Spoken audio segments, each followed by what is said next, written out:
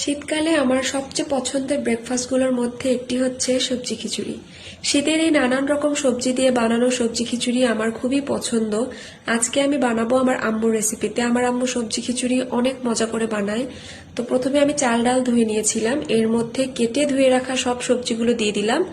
And এরপরে একে একে দিয়ে দেব মরিচ ফালি, এরপর পেঁয়াজ কুচি।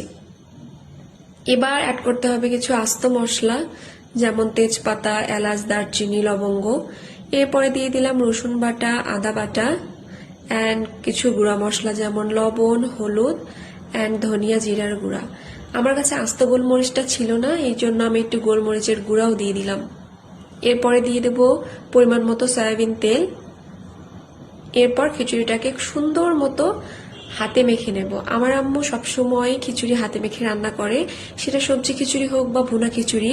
আমার কাছেও মনে হয় হাতে মেখে খিচুড়ি রান্না করলে খিচুড়ির টেস্ট ভালো আসে, এটা আমার মনে হয় আর কি।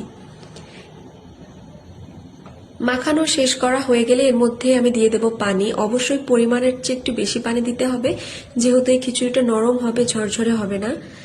ব্যাস, আমাদের খিচুড়ির প্রিপারেশন অলমোস্ট ডান। এবার শুধু রান্না হবে। একটু পরপর ঢাকনা উঠিয়ে উঠিয়ে আমি জাস্ট নেড়ে দেব, তাহলেই হয়ে যাবে।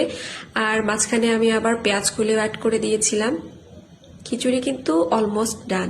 খিচুড়িটা একটু পাতলা অবস্থাতেই নামাতে হবে, কারণ এটা যখন ঠান্ডা হবে অনেকটাই জমে আসবে। এই যে দেখো, ঠান্ডা হওয়ার পর খিচুড়িটা কত জমে গেছে।